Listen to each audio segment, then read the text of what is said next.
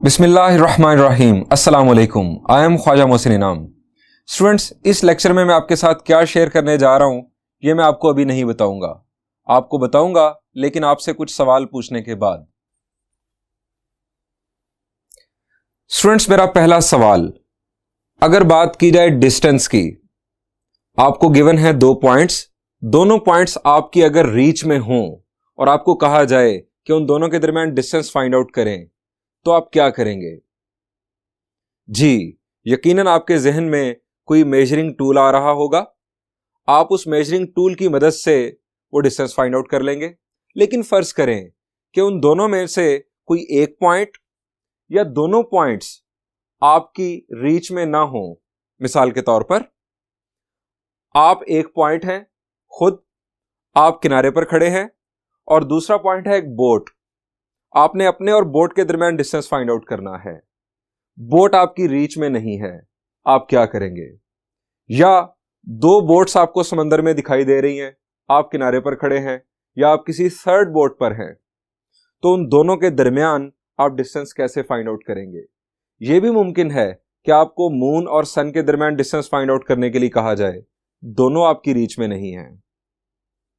मेरा दूसरा सवाल, बात की जाए अगर हाइट की, आपको कहा जाए कि एक दरख्त की हाइट फाइंड आउट कर दें, तो आपके जहन में मेजरिंग टूल भी आ जाएगा और आप सोचेंगे कि मैं इसको क्लाइंब करके इसकी हाइट फाइंड आउट कर सकता हूं। लेकिन हो सकता है कि वो दरख्त आप क्लाइंब ना कर सकते हो। वो दरख्त या तो कैक्टस हो या कैक्टस ना भी हो सकता है कि वो दरिया के दूसरी जानिब हो, आप दरख्त तक ना जा सकते हो, आपको उसकी हाइट फाइंड आउट करना हो। या आपको किसी प्लेन की हाइट फाइंड आउट करना हो, किसी एरोप्लेन की हाइट फाइंड आउट करना हो। मेरा तीसरा सवाल, बात की जाए अगर डायमीटर की, आपको किसी बॉल का डायमीटर फाइंड आउट करने के लिए कहा जाए, तो आप फिजिक्स के किसी टूल के जरिए, वो किसी भी इंस्ट्रूमेंट के जरिए इनफैक्ट आप डायमीटर फाइंड आउट कर सकते हैं। वर्नियर कैलिपर हो सकता है। लेकिन अगर डायमीटर ऑफ मून की बात की जाए, डायमीटर ऑफ सन की बात की जाए, तब आप क्या करेंगे? बात की जाए एरिया की, आपको कहा जाए कि किसी 4 साइडेड शेप का एरिया फाइंड आउट करें, तो आपके जहन में फौरन आएगा रेक्टेंगल, आपके जहन में आएगा स्क्वायर, और एरिया का फॉर्मूला भी आपके जहन में आ जाएगा, लेंथ इनटू विड्थ। लेकिन अगर वो 4 साइडेड शेप इर्रेगुलर हो, या हो सकता है वो 4 साइडेड शेप ना हो, 5 साइडेड हो, 10 साइडेड हो, 20 साइडेड, 30 साइडेड, यानी कोई पॉलीगॉन हो, तो उसका एरिया कैसे फाइंड आउट किया जाएगा? मेरा अगला सवाल, क्या आपने ये सीन कभी देखा है? जरा देखिए, यानी एक प्लेन जा रहा है और बादलों में इस तरह से उसको इशारे मिल रहे हों कि इस तरफ जाओ तो लाहौर होगा, इस तरफ जाओ तो कराची होगा। क्या कभी ऐसा हुआ है? या समंदर में पानी के अंदर इस तरह से इशारे मौजूद हों? कैप्टन को, चाहे वो कैप्टन किसी एरोप्लेन का हो या शिप का, उसे कैसे पता चलता है हवा में या पानी में कि वो किस एंगल पर टर्न करे तो अपनी मंजिल तक पहुंचेगा? मेरा अगला सवाल, बात की जाए अगर केमिस्ट्री की, तो 2 एटम्स आपस में बॉन्डिंग करते हैं।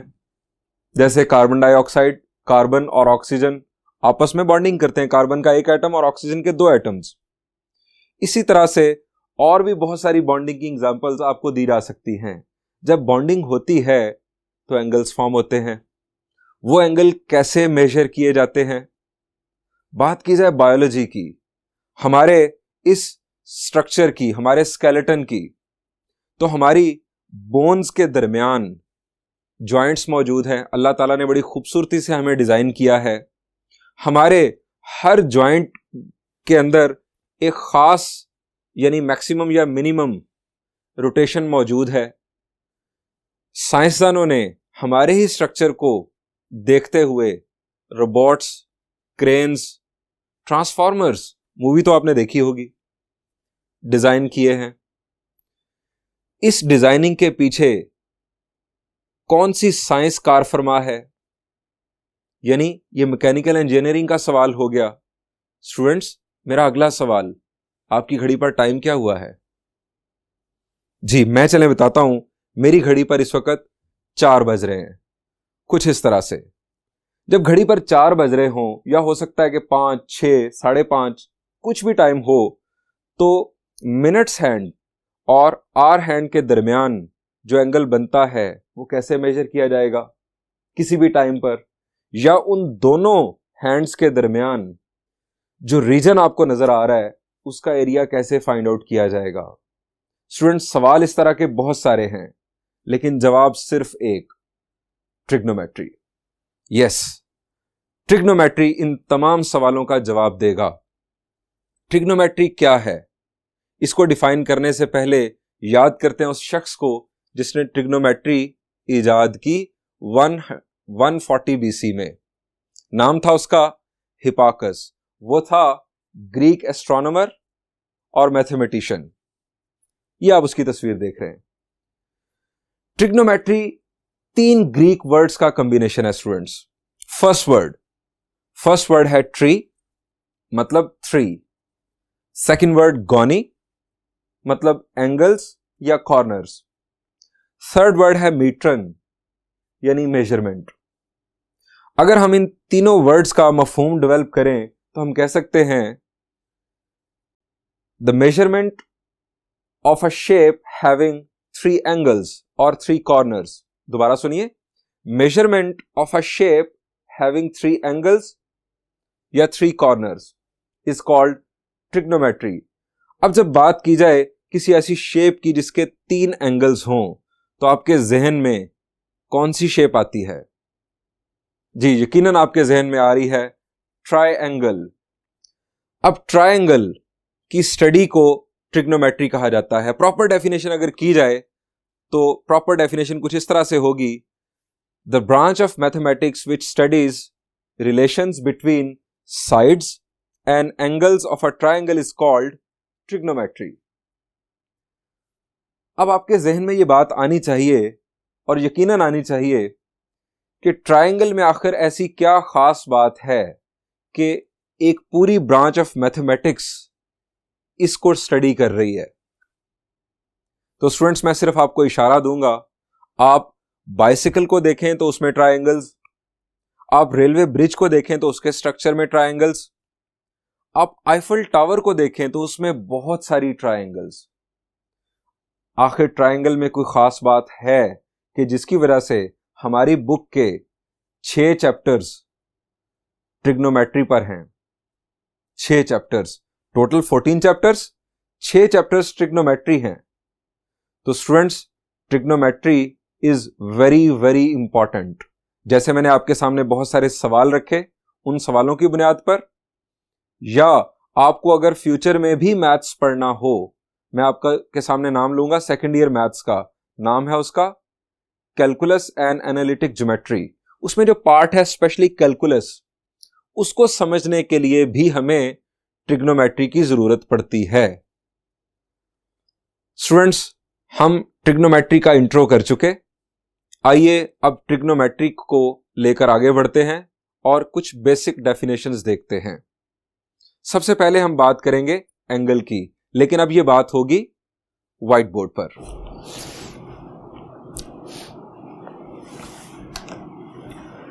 स्टूडेंट्स, हमारी किताब में एंगल की जो डेफिनेशन है उसमें एक वर्ड है रे। आइए समझते हैं कि रे क्या है।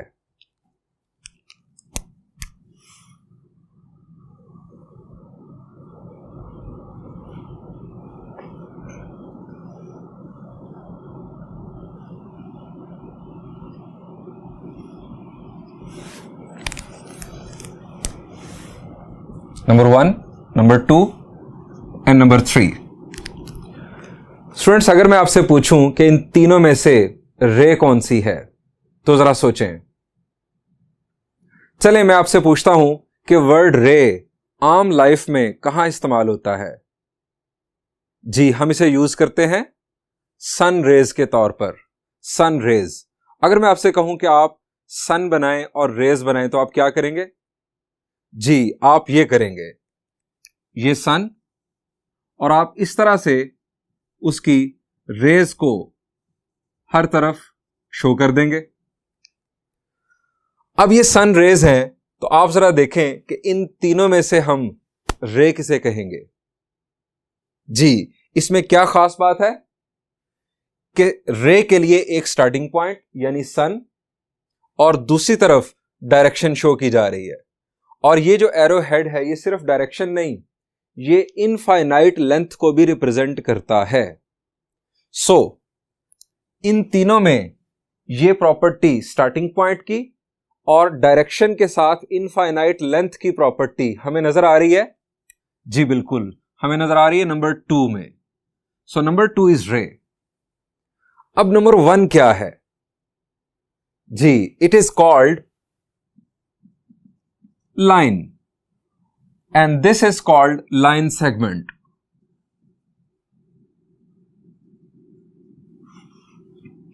यानी रे के लिए याद रखें, एक स्टार्टिंग पॉइंट होगा और दूसरी तरफ एरो हेड डायरेक्शन को और इनफाइनाइट एक्सटेंशन को रिप्रेजेंट कर रहा होगा। आइए अब बढ़ते हैं डेफिनेशन की जानिब।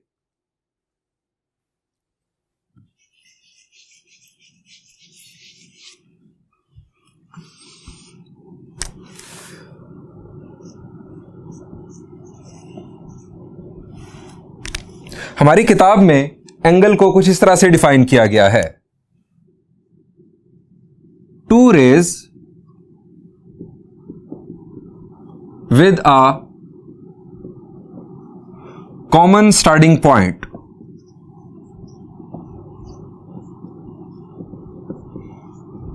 form an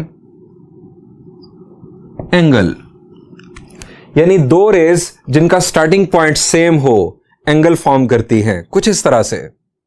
टू रेज, ये एक रे, ये इसका स्टार्टिंग पॉइंट और ये दूसरी ray. Two rays with a common starting point form an angle. Students, अगर मैं ये कहूं कि ये डेफिनेशन ही नहीं है एंगल की, तो ये गलत नहीं होगा। किस तरह से? मैं आपको मिसाल देता हूं। मैं आपसे कहूं कि 2 पॉइंट्स फॉर्म डिस्प्लेसमेंट, तो कैसा है? क्या ये डेफिनेशन सही है? 2 पॉइंट्स फॉर्म डिस्प्लेसमेंट, डिस्प्लेसमेंट वही फिजिक्स वाला। जी, 2 पॉइंट्स फॉर्म डिस्प्लेसमेंट, तो क्या डेफिनेशन दुरुस्त है? The answer is no. इस डेफिनेशन में कमी क्या है? यह नहीं बताया गया कि डिस्प्लेसमेंट किस चीज का मेजर है। डिस्प्लेसमेंट की सही डेफिनेशन क्या है? 2 पॉइंट्स के दरमियान शॉर्टेस्ट डिस्टेंस को डिस्प्लेसमेंट कहते हैं। Shortest distance between 2 points is called displacement. यानी डिस्प्लेसमेंट शॉर्टेस्ट डिस्टेंस का मेजर है। अब यहां पर एंगल किस चीज का मेजर है यह हमें मालूम नहीं, सिर्फ बता दिया गया 2 rays with a common starting point form an angle, जैसे 2 पॉइंट्स फॉर्म डिस्प्लेसमेंट। यह तो कोई डेफिनेशन ना हुई। डेफिनेशन में पता चलना चाहिए कि यह किस चीज का मेजर है। एक और एग्जांपल दे देता हूं। वेलोसिटी की डेफिनेशन हम करें, डिस्प्लेसमेंट फॉर्म वेलोसिटी। ये क्या बात हुई? डिस्प्लेसमेंट कैसे बनाता है वेलोसिटी? कैसे बनाता है? Rate of change of displacement is velocity. So इसकी सही डेफिनेशन, एंगल की सही डेफिनेशन क्या है, जरा देखिए।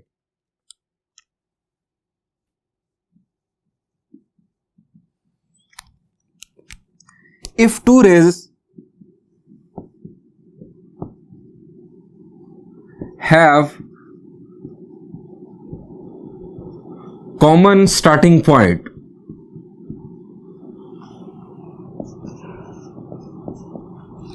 then amount of turn or rotation from one ray to other is called angle। यानी एंगल जो है ये अमाउंट ऑफ टर्न या अमाउंट ऑफ रोटेशन का नाम है, फ्रॉम वन रे टू द अदर। अब अगर हम इसकी तफसील में चले जाएं,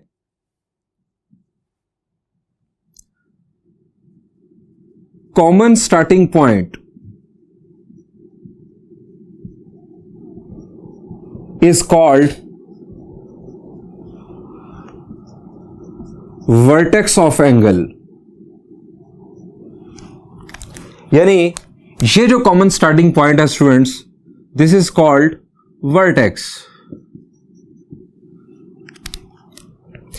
अब ये जो टू रेज हैं इन्हें हम साइड्स भी कहते हैं, लेग्स भी कहते हैं और आर्म्स ऑफ एंगल भी कहते हैं।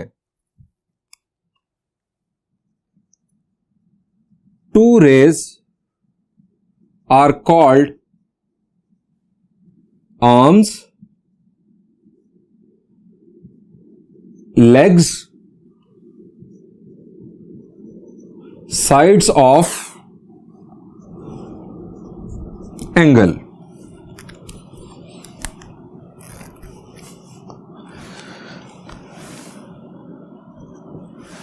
नंबर 3, हमने बात की कि एंगल अमाउंट ऑफ टर्न है या अमाउंट ऑफ रोटेशन है। जरा देखिए यहां पर अमाउंट ऑफ टर्न। अब टर्न के लिए आपका एक स्टार्टिंग पॉइंट होना चाहिए जहां से आपने अपना टर्न या रोटेशन स्टार्ट करना है। अगर हम कंसीडर करें कि ये ब्लैक रे, ये जो है ये हमारा स्टार्टिंग पॉइंट है, तो यहां से यहां तक ये जो अमाउंट है दिस इज कॉल्ड एंगल। या ये भी हो सकता है कि आप यहां से इस तरह मूव करें और यहां पर पहुंचे तो ये अमाउंट ऑफ टर्न एंगल कहलाएगी। जो स्टार्टिंग रे है या स्टार्टिंग जहां से आप रोटेशन स्टार्ट कर रहे हैं इसको हम कहते हैं इनिशियल साइड, और जहां पर आप एंड करेंगे उसको कहते हैं टर्मिनल साइड या इनिशियल आर्म या terminal arm.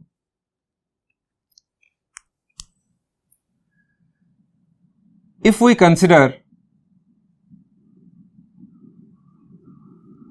One ray fixed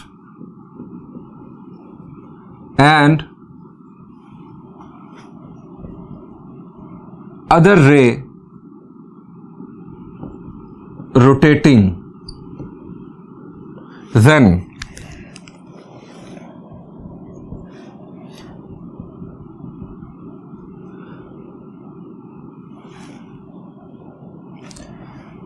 fixed side is called initial side. Fix side को हम कहते हैं initial side. Rotating side is called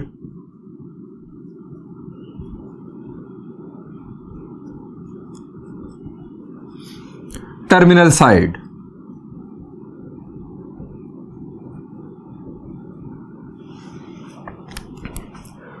अब बात यह है कि रोटेशन या टर्न ये दो तरह के हो सकते हैं, एक एंटी क्लॉकवाइज रोटेशन और एक क्लॉकवाइज रोटेशन। इस रोटेशन को रिप्रेजेंट किस तरह से किया जाएगा? डायरेक्शन ऑफ रोटेशन,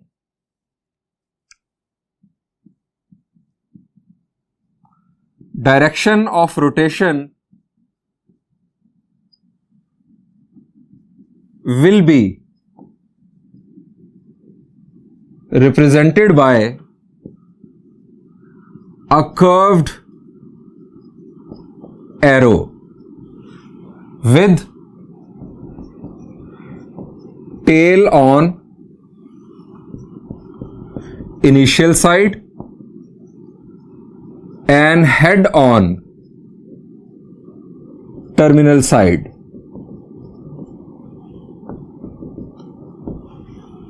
फर्ज करें कि ये हमारी इनिशियल साइड है, ये ब्लैक कलर की साइड हमारी इनिशियल साइड है और ब्लू कलर वाली साइड हमारी टर्मिनल साइड है। तो हम इस तरह से एक कर्व्ड एरो शो करेंगे और अगर ये इनिशियल साइड है तो यहां पर इसका टेल होगा और ये टर्मिनल साइड के साथ इसका हेड होगा। और अगर रिवर्सल किया जाए इस तरह से तो ये इनिशियल साइड और ये टर्मिनल साइड। अब दो तरह की रोटेशंस आपको नजर आ रही हैं, एक क्लॉकवाइज और एक anti clockwise.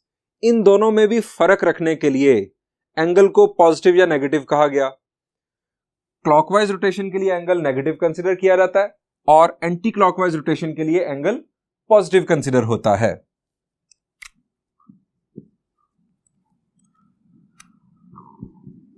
For anti clockwise rotation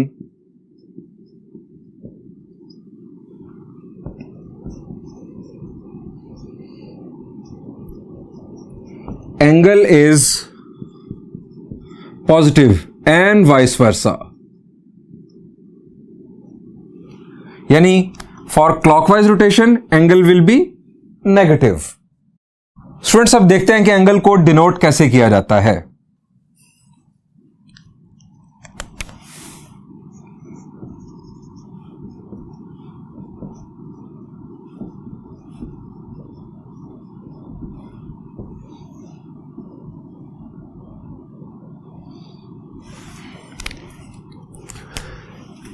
ये हमारे पास एक रे, ये स्टार्टिंग पॉइंट, और ये दूसरी रे।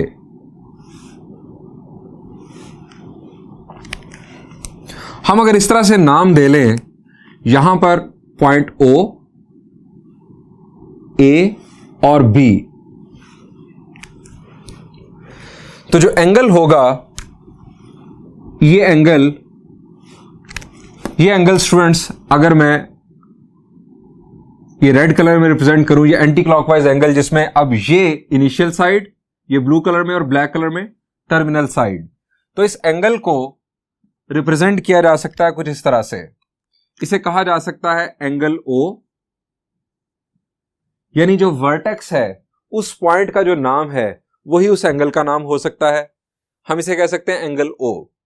हम इसे यह भी कह सकते हैं angle AOB।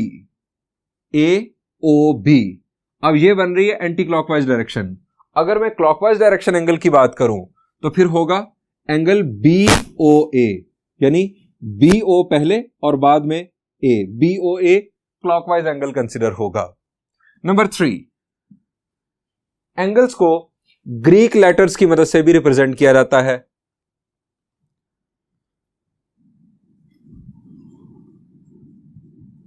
Greek letters alpha, beta, gamma, theta, phi are commonly used to name angles। यानी यहां पर वैसे थीटा, अल्फा, बीटा, गैमा कुछ भी कह सकता हूं। स्टूडेंट्स, ये है एंगल को नाम देने का तरीकेकार ट्रिग्नोमेट्री में। स्टूडेंट्स, अभी तक हमने एंगल की जो डिस्कशन की है इसकी बेस पर एक एमसीक्यू देखते हैं।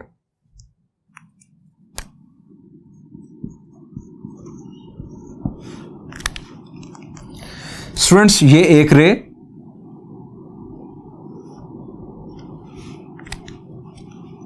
ये इसका स्टार्टिंग पॉइंट, और ये एक दूसरी रे। मेरा सवाल है, how many angles are there?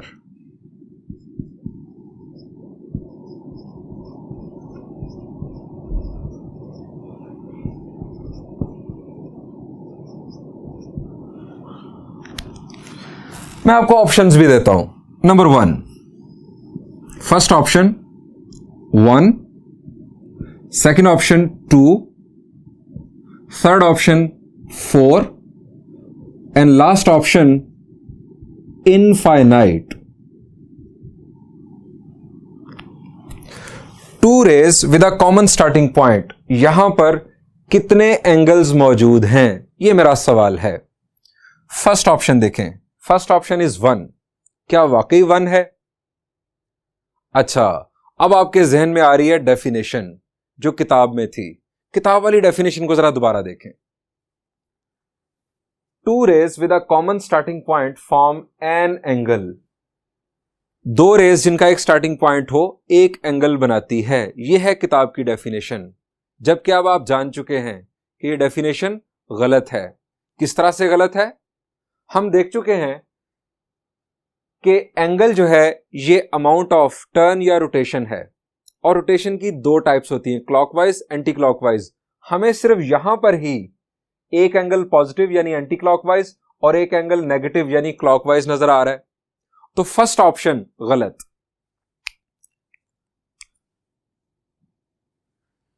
क्या टू एंगल्स हैं कुछ इस तरह से? अगर ये इनिशियल साइड है और ये आगे एंटी क्लॉकवाइज रोटेशन और ये आगे स्टूडेंट्स क्लॉकवाइज रोटेशन, तो क्या दो एंगल्स हैं यहां पर? The answer is no. अभी हमने ब्लैक कलर को इनिशियल साइड कंसीडर किया है तो दो नजर आ रहे हैं। अगर हम ब्लू को इनिशियल साइड कंसीडर करें तो ये क्लॉकवाइज रोटेशन और ये एंटी क्लॉकवाइज रोटेशन। अब दो क्लॉकवाइज एंगल हो गए, दो एंटी क्लॉकवाइज एंगल हो गए, कितने हो गए? 4। दो का ऑप्शन भी दुरुस्त नहीं, बात आ गई है 4 पर। क्या वाकई 4 एंगल्स हैं या एक ऑप्शन ये इनफाइनाइट का भी दिया हुआ है? मेरा ख्याल है 4 ही हैं। हम इसी आंसर को लॉक कर दें? जी नहीं। क्यों? जरा ये देखिए स्टूडेंट्स, हम एंटी क्लॉकवाइज की बात करते हैं। आप फर्ज करें कि ये ब्लैक कलर ये हमारी इनिशियल साइड है और ये ब्लू टर्मिनल साइड है। क्या आपको यकीन है कि ये ब्लू साइड इस तरह से रोटेट करके यहां पर रुकी होगी? ये नहीं हो सकता कि ये हो सकता है कि ये इस तरह से घूम के एक चक्कर काट के यहां रुकी हो, या 2 चक्कर काटे हो फिर ये यहां पर रुकी हो, 3 चक्कर काटे हो फिर ये इनिशियल साइड से स्टार्ट होकर यहां पर रुकी हो। इसने कितने चक्कर काटे होंगे और यहां पर रुकी होगी ये टर्मिनल साइड, ये हमें नहीं मालूम। अगर ये इस तरह से रुकी है तो अमाउंट कुछ और है। अगर एक चक्कर काट के ये टर्मिनल साइड रुकी है, ये रोटेटिंग साइड रुकी है, तो फिर अमाउंट कुछ और है। अगर इसने 2 चक्कर काटे हैं तो अमाउंट कुछ और है। और एंगल क्या है? Amount of turn. हमें नहीं पता कि इसने कितना अमाउंट टर्न किया, यहां से यहां या चक्कर काटा। इसी तरह से अगर हम क्लॉकवाइज बात करें तो क्या आप यकीन से कह सकते हैं कि इसने यहां से स्टार्ट लिया और बस यहां रुक गई?